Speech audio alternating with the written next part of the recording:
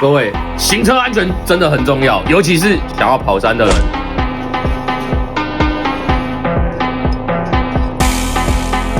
这个客人啊，他刚进场的时候，他有卡住的情形。他说因为我摔车2次，我昨天晚上12点我还在背，发现他的碟盘有些许的变形，更换完然后转动测试，目前是顺的。